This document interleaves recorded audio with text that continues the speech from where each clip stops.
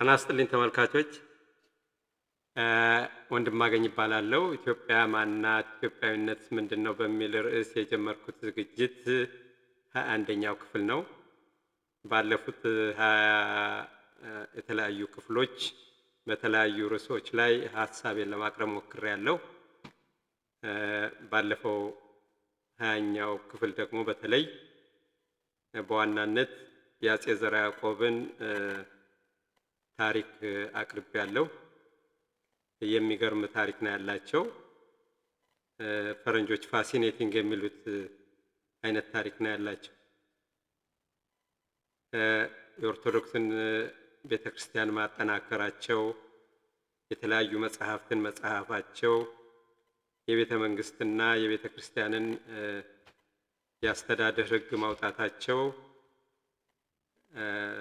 በጣም ታላቅ ሲያረጋቸው፣ በዛው ልክ ደግሞ በሃይማኖቱ ባላቸው ጥንካሬ የጣዖት የሚያመልኩትን የሚቀጡበት ቅጣት፣ ለስልጣናቸው ደግሞ ሲሉ እንዲሁ በቤተሰቦቻቸው ላይ ያደረሱት ቅጣት ደግሞ ሲታይ ብዙ ጥናት የሚጠይቅ ብዙ ምርምር የሚጠይቅ ነው። በእርግጥ እኔ በዛ ላይ አስተያየት መስጠት ይከብዳል። ምክንያቱም ራሱን የቻለ ጥናት ራሱን የቻለ እውቀት ይፈልጋልና። ግን በጣም ግርም የሚለው እንደዚህ አይነት ተቃራኒ ባህሪዎች በአንድ ሰው ላይ መኖሩ የሚገርም ነውና የኢትዮጵያ ታሪክ በእውነት ራሱን የቻለ ታምር የሚባል ታሪክ ነው ያለው። እንግዲህ በፍስሐ ዜ መጽሐፍ ላይ የኢትዮጵያ ታሪክ ከኖህ እስከ ኢህአዴግ ብለው የ5000 ዘመን ታሪክ ነው ያቀረቡልን እና እንደው ከክርስቶስ ልደት በኋላ እንኳን ያለውን የነገስታት ብዛት ስናየው ወደ 150 ነገስታቶች ነበሩ። እንግዲህ አክሱም ዘመነ መንግስት ወደ 95 ነገስታት፣ አክሱም ለ912 ዓመት የቆየ ዘመነ መንግስት ነው። ከዛ በኋላ በዮዲት ወረራ ምክንያት ስርወ መንግስቱ ከአክሱም ወደ ዛጉዌ ነበር ሄደው። ያ ደግሞ ለ11 ነገስታት ነበሩት። ወደ 333 ዓመት የቆየ ነው። ከዛጉዌ ደግሞ በአቡነ ተክለ ሃይማኖት ባለፈው እንዳየነው ሽምግልና ወደ ሸዋ ስርወ መንግስቱ ሲሄድ ሸዋ 26 ያህል ነገስታት ነበሩ። ከዛ ደግሞ አሁን ዛሬ የምናያቸው በግራኝ አህመድ ወረራ ምክንያት የሸዋ መንግስት ወደ ጎንደር ሲዛወር ጎንደር ወደ 18 ነገስታት ነበሩና ከ150 በላይ ነገስታት ነበሩ። እና የሚገርመው አንዳንዶቹ ለአንድ ቀንም ለአንድ ወርም የነገሱ ነበሩ። አንድ በጣም የሚገርሙ ግን የአፄ ይኩኖ አምላክ ልጅ የሆኑት አፄ አግባጽዮን 5 ልጆች ነበሯቸውና ከመሞታቸው በፊት ለ5ቱ ልጆች የተናዘዙት ኑዛዜ እያንዳንዳቸው አንዳንድ ዓመት ንጉስ እንዲሆኑ ነበርና ልጆቻቸውም ያን አክብረው 5ቱም አንዳንድ ዓመት ነግሰው ነው ስልጣናቸውን ወደ ሌላ የተሸጋገረውና በጣም የሚገርም ነው። እና እንግዲህ ሌላው ያው ከሸዋ ወደ ጎንደር እንግዲህ እንዳልኩት ከአክሱም ወደ ዛጉዌ ከዛጉዌ ወደ ሸዋ እንዴት እንደሄደ አይተናል። ዛሬ ደግሞ ከሸዋ ወደ ጎንደር የሄደበትን ምክንያት እናያለን። ከዛ በፊት ደግሞ አንድ እንግዲህ ያው ኢትዮጵያ ውስጥ የሰላም እጦት አለ። እርግጥ ዓለምም ላይ የሰላም እጦት አለ። የኢትዮጵያው ግን ልዩ የሚያደርገው አንደኛ የእርስ በርስ ግጭት ነው። ያ ደግሞ ሆን ተብሎ ኢትዮጵያን ለማፍረስ በውጭ ጠላትና በውስጥ ደግሞ እንግዲህ የግል ጥቅምም የስልጣን ፍላጎትም ባላቸው ሰዎች የተጠነሰሰ በ60ዎቹ መጀመሪያ ላይ በትግራይ ነፃ አውጪና በኤርትራ ነፃ አውጪ ድርጅቶች ከውጭ በሚያገኙት ድጋፍ እንግዲህ እንደ ግብጽ ባሉ የቆዩ ጠላቶች ኢትዮጵያን ለማፍረስ ኢትዮጵያዊነትን ወደ በዘረኝነት ተክተው ዛሬ የዘሩት ዘር አብቦ አፍርቶ እንደ ክፉ ወረርሽኝ ቫይረስ ሆኖ በሁሉም ዘንድ ተዳርሷል እና የቫይረሱ ተሸካሚዎች ደግሞ ሁሉም ነው። እስላሙም፣ ክርስቲያኑም፣ ምሁሩም፣ ገበሬውም፣ ነጋዴውም እያወቀም ይሁን ሳያውቅ የዘሩ ቫይረስ ተሸካሚ ሆኗል እና በተለይ ሃይማኖተኞች በክርስትናም በእስልምናም ዘረኝነት የሚጠላ አጸያፊ እንደሆነ ሰይጣናዊ እንደሆነ ባለፈው ለማሳየት ተሞክሯል። እንደውም ዛሬ ለመድገም ያህል ዘረኝነትና የክርስትና ሕይወት አብረው መሄድ ይችላሉ ወይ ተብለው ተጠይቀው አንድ ሰው ወይ ራሳቸው ጠይቀው የሰጡት ማብራሪያ ነው እና ባለፈው ያቀረብኩት ነው። ግን ብደግመውም ትምህርት ሊሆን ይችላል ብዬ ስላሰብኩ ልድገመውና ለዚህ ጥያቄ መልሱ አብረው አይሄዱም ነው። ቅዱስ ዳዊት በመዝሙሩ እንደተናገረው ስንፍና አምላክን እስከ መካድ ያደርሳል፣ ዘረኝነት ስንፍና ነው ይላል። ዘረኝነት ሃይማኖትን እስከ መካድ ያደርሳል። ዘረኝነት ከግብረ ገብነት ያፈነገጠ ጠባይ ነው። ከግብረ ገብነት የወጣ ሰው ደግሞ ለምኞቱ ድንበር የለውም። በዘረኝነት የተለከፈ ሰውም ለጥፋቱ ዳርቻ የለውም። ክርስትና ክርስቶስን መምሰል ሲሆን ዘረኝነት ደግሞ ሰይጣንን ወይም ዲያብሎስን መምሰል ነው ብለው አንደኛ ቆሮንቶስ ምዕራፍ 11 ቁጥር 1ን ይጠቅሳሉ። ክርስትና አንድነትና ፍቅርን ይሰብካል። ዘረኝነት ደግሞ መለያየትና ጥላቻን ይደሰኩራል። ክርስትና ባልንጀራ እንደራስ መውደድን ያስተምራል። ዘረኝነት ደግሞ ባልንጀራ መግደልን ማሳደድን ይሰብካል። ክርስትና የሚያሳድዷችሁን መርቁ እንጂ አትርገሙ፣ ደስ ከሚለው ጋር ደስ ይበላችሁ፣ ከሚያለቅሰውም ጋር አልቅሱ ይላል። እርስ በርሳችሁም በአንድ ሐሳብ ተስማሙ በማለት ያስተምራል። ዘረኝነት ደግሞ ከዚህ በተቃራኒው በቀልን፣ ጠላትነትን ይሰብካል። ስለሆነም ዘረኝነት ልንርቀው የሚገባ ክፉ ጸባይ ነው ይላል። በእስልምናም ለማየት ሞክሬያለሁና በእስልምና እምነት ዘረኝነት ሙሉ በሙሉ የተከለከለ ወይም ሐራም ነው። ሁሉም ሰው በአላህ ፊት እኩል እንደሆነና የላቀ ደረጃው የሚለካው በዘር ወይም በቀለም ሳይሆን በአላህ ፍርሃት ወይም ተቅዋ ብቻ እንደሆነ ቁርአን ያስተምራል። እስልምና የሰውን ልጅ እኩልነት ያከብራል። የዘር ማጥፋት መድሎና ማንቋሸሽ የዲኑ አስተምሮ አይደለም ይላልና በሁሉም ሃይማኖቶች እንግዲህ ዘረኝነት አጸያፊ ነው። ግን ያወቅነውም ይሁን ሳናውቀው መስሎንም ሌሎቻችን ደግሞ ለምንፈልገው ዓላማ ዘረኝነትን ተጠቅመን ወይም ደግሞ ትርክ ጽፈን እንግዲህ እርስ በርስ እያጋደል ነው ሀገሪቱን ፈተና ውስጥ የሚጥሉ ህዝቡን ሰላም የሚነሱ ብዙ ችግሮች አሉና ከዛ ልንወጣ ይገባል ለማለት ፈልጌ ነው ይሄን ደግሜ ያቀረብኩትና በእውነት ዘረኝነት ሁላችንም ልንዋጋው የሚገባ ባህሪ ነው ለማለት ነው። እንግዲህ እስኪ ወደ ዛሬው የግራኝ አህመድ ታሪክ ከመግባቴ በፊት ይሄን ሙዚቃ የራሔል ዮሐንስን ሙዚቃ ሰምተን እንመለስ።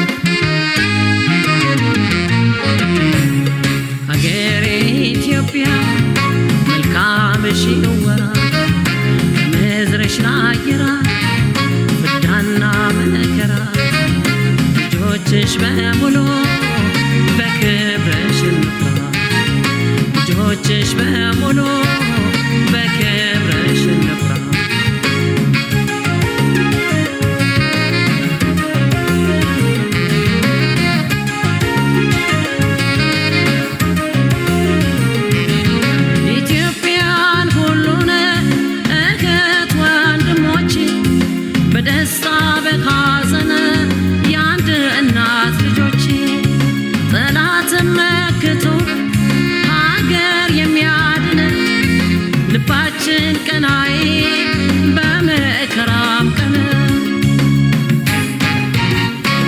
ፍቅር አለን ስላንቺ ኢትዮጵያ ክብር አለን ስላንቺ ኢትዮጵያ ባንቺ ያምራል ወግ ማረጉ ሐዘን ሆነ ሰርጉ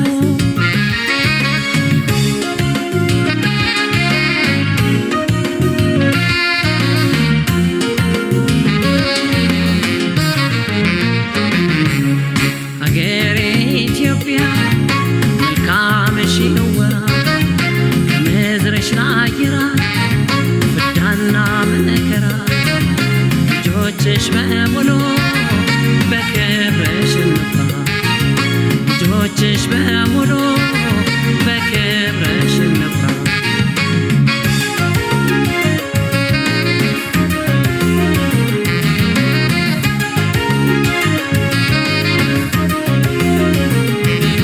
በሰላም በፍቅር ተቻችሎ ኗሪ ልጅናት አባቱን ጧሪና ቀባሪ አምላክን ባርኮ ነው ጥንትም የፈጠረሽ የቅዱሳን ጸሎት ሁሌም አይለይሽ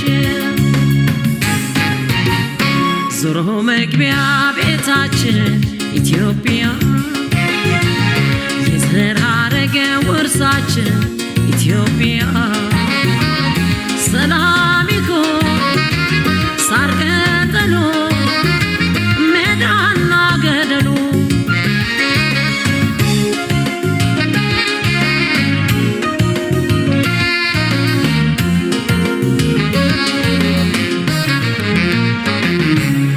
ሀገሬ ኢትዮጵያ መልካምሽ ይወራል ከምድርሽ ላይ ይራል ፍዳና መከራ ልጆችሽ በሙሉ በክብርሽ እንፍራ ልጆችሽ በሙሉ በክብርሽ እንፍራ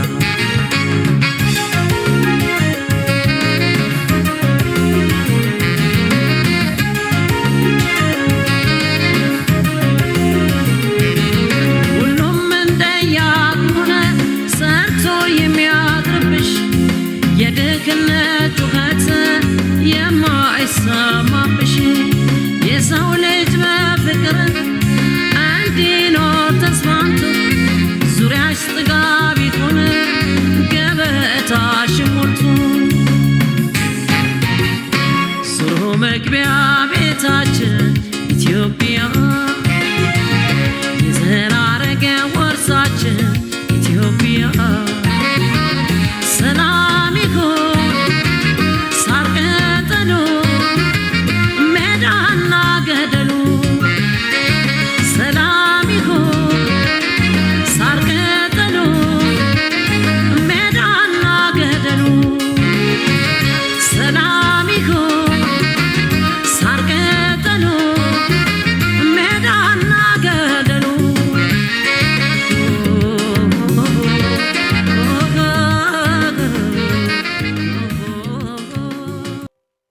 አመሰግናለሁ። እንግዲህ በመቀጠል እንዳልኳችሁ የግራኝ አህመድን ታሪክ ደግሞ እንከታተልና እንመለሳለን። የግራኝ አህመድ የበላይነት ከ1519 እስከ 1534 ዓመተ ምህረት ስለ ግራኝ አህመድ አነሳስ በርካቶች ብዙ የጻፉ ሲሆን ከነዚህ ውስጥም ግራኝ በተሰለፈበት የጦር ግንባር አብሮ እየተጓዘ ባደረበት አብሮ እያደረ ጦርነቱን ካየው ሁሉ አንደበት እየሰማ ታሪኩን የጻፈው ሼህ ሙዲን አህመድ ቤን አብዱል ቃድር ወይም አረፋቂህ የሚባለው ጸሐፊ ይገኝበታል። የዚህ ሰው ፍቱህ አልሀበሻ የተሰኘ መጽሐፍ እየጠቀሱም ብዙዎች ስለ ግራኝ አህመድ ታሪክ ለመጻፍ ችለዋል። ከዚህ በተጨማሪ ከፖርቹጋል ተልከው ንጉሱን ለመርዳት ከመጡት 400 የፖርቹጋል ወታደሮች አንዱ የነበረውና በህይወት ተርፎ ወደ አገሩ ለመመለስ የቻለው ሙጊኤል ዲካስታሆዝ አጠቃላይ የወቅቱን ሁኔታ በፖርቹጋል ቋንቋ ጽፎ የነበረ ሲሆን የፖርቹጋሎች ጀግንነት የሚለው መጽሐፍም በልዩ ልዩ ቋንቋዎች ተተርጉሞ የዚያን ወቅት ታሪክ እየዘከረ ይገኛል። በአገራችን ታሪክ ነገስትም ስለ ግራኝ አህመድ የታተቱት መጠነኛ ጽሑፍ ይገኛል። አህመድ ኢብን ኢብራሂም አልጋዚ ይባላል። አባቱ ገራድ ኢብራሂም የሚባሉ ሲሆን እናቱ ሸምሲያ የተባሉ የሐረር ሙስሊም እንደነበሩ ይታወቃል። አህመድ ኢብን ኢብራሂም አልጋዝ በ1498 ዓ ም የተወለደ መሆኑ ሲታወቅ ከባላባት ዘር ለመገኘቱ ግን ቁርጥ ያለ ድምዳሜ ላይ ሊደረስ አልቻለም። ሁሉም ጸሐፍት በራሱ ጥረት ታላቅ መሆን እንደቻለ ነው የሚጠቁሙት። ነገር ግን አባቱ ገራድ የሚለውን መጠሪያ ስላገኙ ከመካከለኛው መደብ መገኘቱን መረዳት ይቻላል። ሶማሌዎች ጉራይ ሲሉት፣ ኢትዮጵያውያኑ ደግሞ ግራኝ ይሉታል። ግራኝ የተባለበት ምክንያት ጦር ሲወረውር ሆነ ሲዋጋ በግራ እጁ በመሆኑ ነው። ግራኝ አህመድ የልጅነት ጊዜውን በዘላይ ወይም ሁባት ነው ያሳለፈው። በመሐፉዝ ቤትም እንደ አገልጋይ ሆኖ ሲኖር በፈረስ ግልቢያ፣ በጦር ውርወራና በአተኳኮስ ልዩ ብቃት እንዳለው ያዩ ሁሉ አድናቆታቸውን ይቸሩት ነበር። አባቱን ገራድ ኢብራሂም የገደለበት የዘይላው ሱልጣን አቡበከር ነበር። ከአባቱ ሞት በኋላም የአባቱን ሀብት ወርሶ ተከታዮችን አፈራ። ከዚያም የመሐፉድን ልጅ በመነኩሴው እጅ ሲዋጉ የሞቱትን ልጅ ባቲ ድል ወንበራን አገባ። እርሷን ካገባ በኋላም የሐረር ወላስሞች ቤተ መንግስትን በይገባኛል አይገባህም ክርክርና ጦርነት አሸንፎ ቤተ መንግስቱን ወረሰ። ገና ዕድሜው 20 ያልሞላው ግራኝ በወጣትነቱ የወላስሞችን ከፍተኛ ስልጣንና ቤተ መንግስቱን በኃይል መውረሱ እንዳለ ሆኖ ሰውነቱ የገዘፈ ጠንካራና አስፈሪ እንደነበር ይነገርለታል።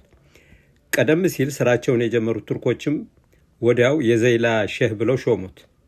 ቀጥሎም በኃይለኛነቱና በጋብቻው ምክንያት የሐረርና የአዳሎች ወይም የአፋሮች ሁሉ ዋና መሪ ተባለ። የማዕረግ ስሙም ኢማም መሐመድ ተሰኘ። ሚስቱም የአባቴን ደም ተበቀልልኝ ትለው እንደነበር ይነገራል።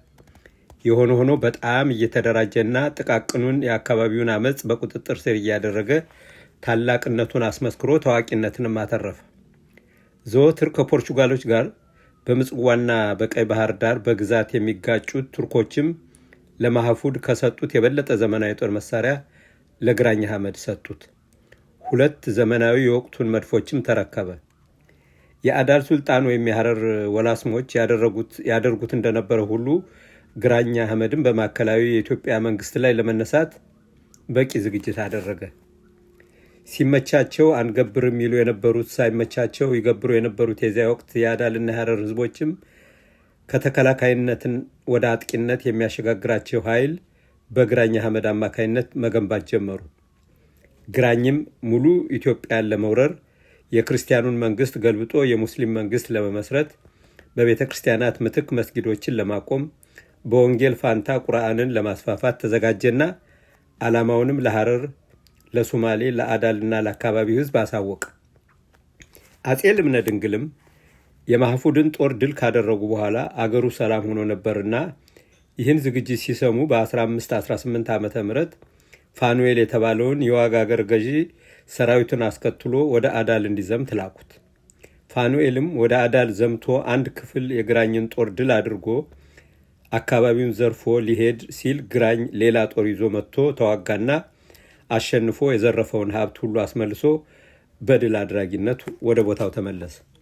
ከዚያም እንደገና ተደራጅቶ ከአዳል ወደ ደዋሮ በመምጣት ከአጼ ልብነ ድንግል ሰራዊት ጋር ውጊያ ገጠሙ።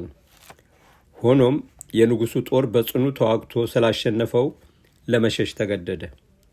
በዚህ ጦርነትም አብረው ተሰልፈው የነበሩት የጦር አለቆች 6 አሚሮችና አጎቱ መሐመድ ዛሃርቡይ ተማረኩ። ንጉሱም ጊዜያዊ ደስታ ተሰማቸው።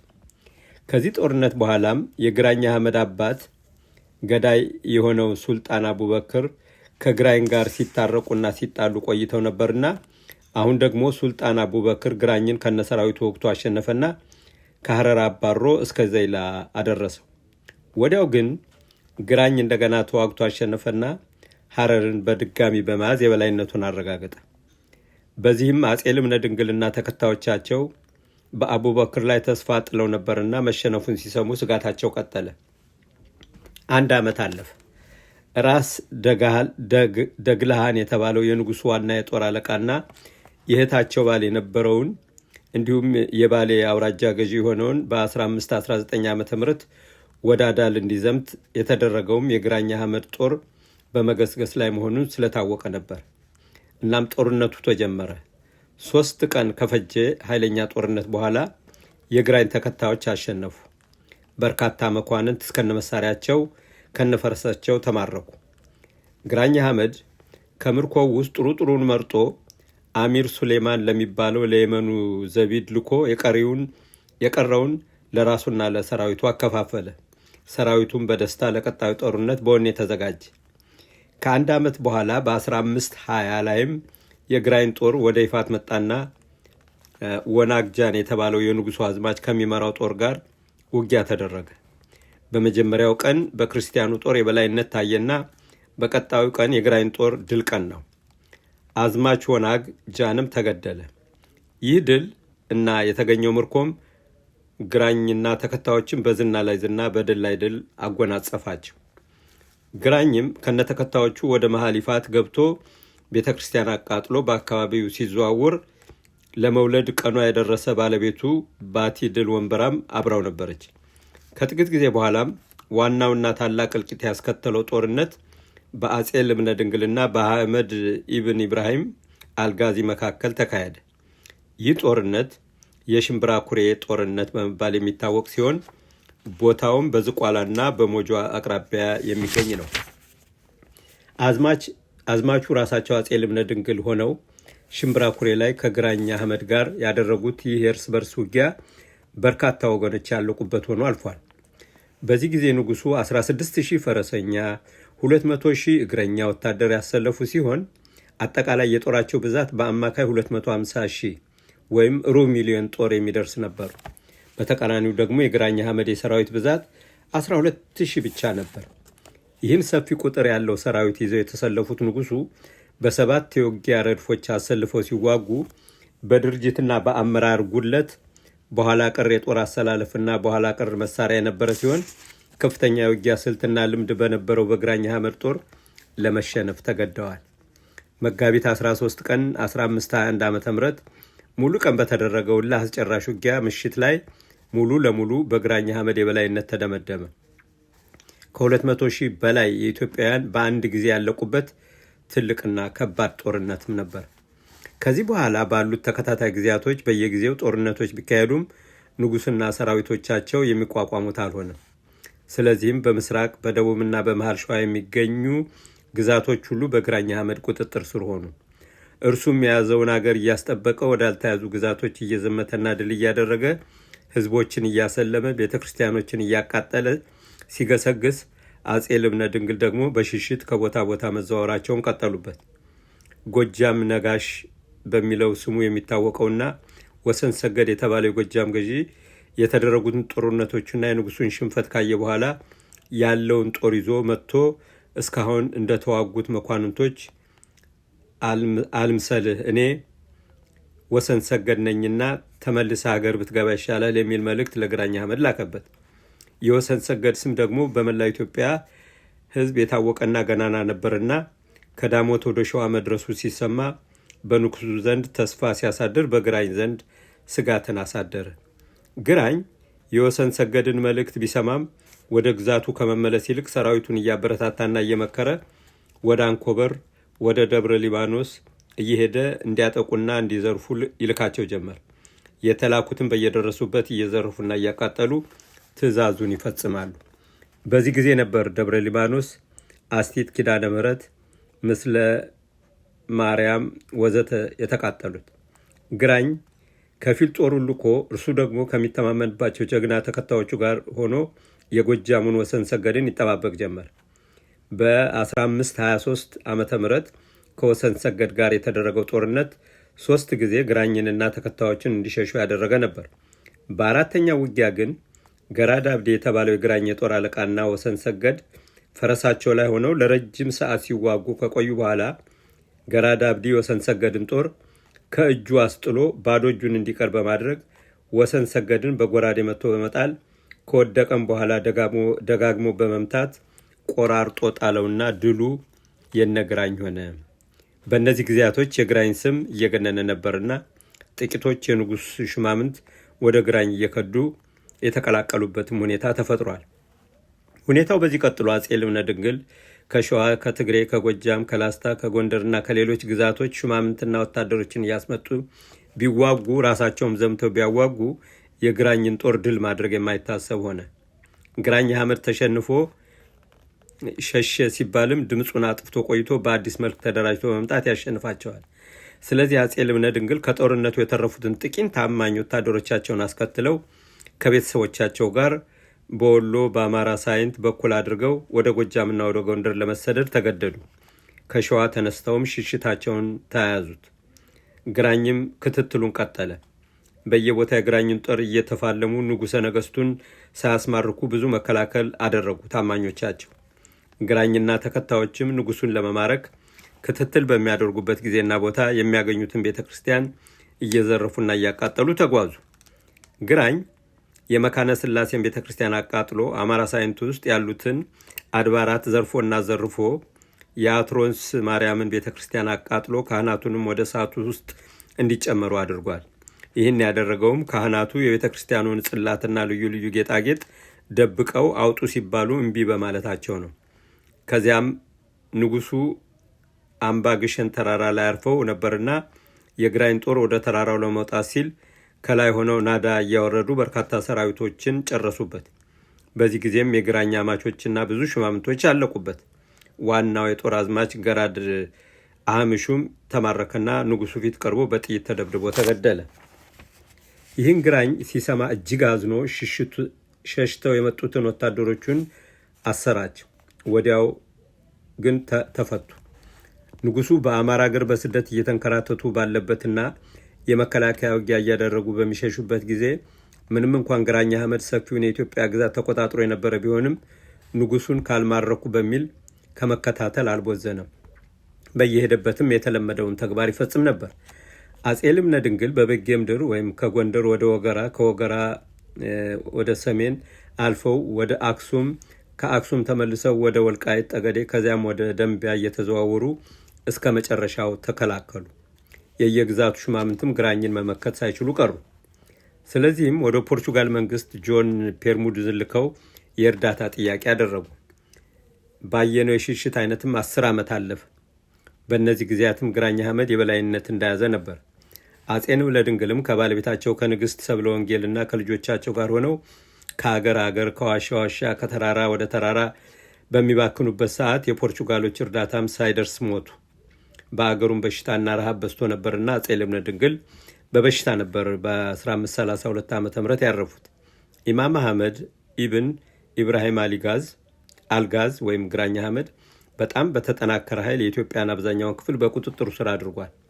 በ17 ዓመቱ ከዘይላ፣ ከአዳል፣ ከሐረርና ከአካባቢው ተከታዮችን እየመለመለ ተደራጅቶ ትግልን በመጀመር በፍጥነት ተቀባይነት በማግኘትና የሐረርን ወንበር በወጣትነቱ በመያዝ ከሐረር፣ ከደብረ ብርሃን፣ ከዋጅ፣ ከደዋሮና ከአክሱም በተከታታይ በመነሳት አገር አቀፍ የሆነውን የወረራ ሂደት በደቡብ ምስራቅ ከዘይላ ወደብ ጀምሮ በሰሜን ምዕራብ እስከ ፉንጂ ከሰላና ኑቢያ ድረስ በደቡብ ምዕራብ ከጋሞ ደጋማ አካባቢ አንስቶ በሰሜን እስከ ምጽዋ ድረስ ግዛቱን አስፋፍቷል።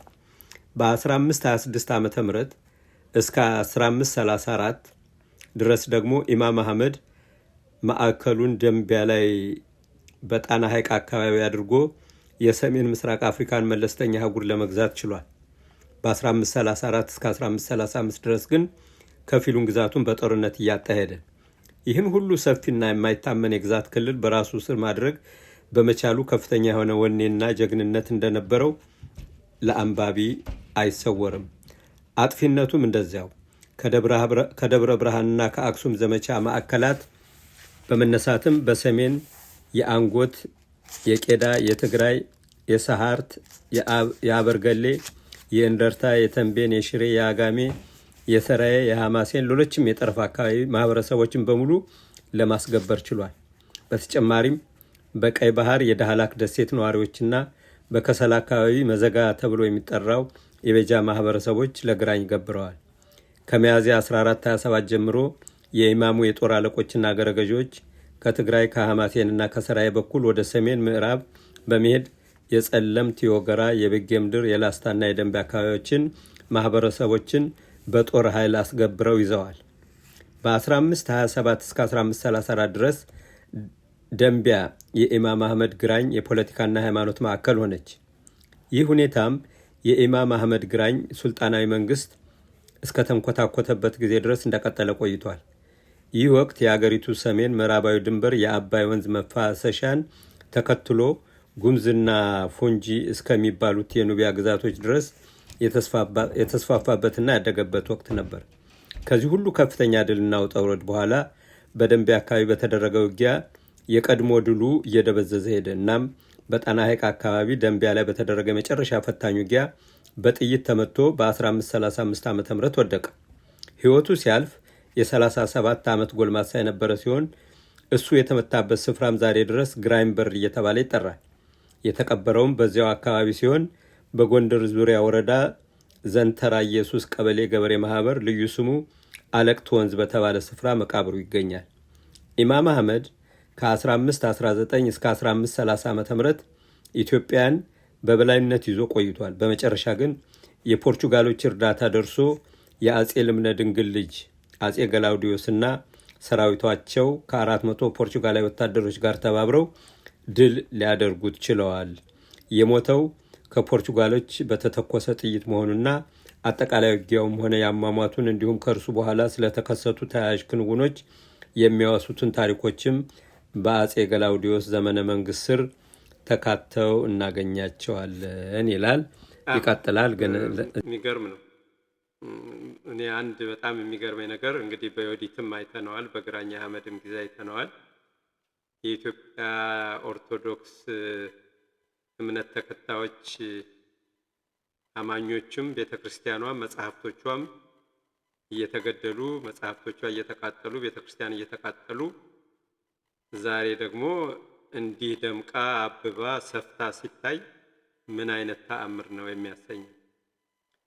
የሚገርመው ከዮዲት ጉዲት በኋላም የመጡት ነገስታት የተቃጠሉትን ቤተክርስቲያናት ሲሰሩ አዳዲሶችን ሲገነቡ መጽሐፍትን እያፈላለጉ እንደገና ሲጽፉ በእውነት ሃይማኖቷ እንድትቀጥል ታሪኳ እንዲቀጥል አድርገዋልና ሁሉም እንግዲህ በያሉበት እግዚአብሔር ነፍሳቸው ያው በአጸደ ገነት ያኖርልን እላለሁ።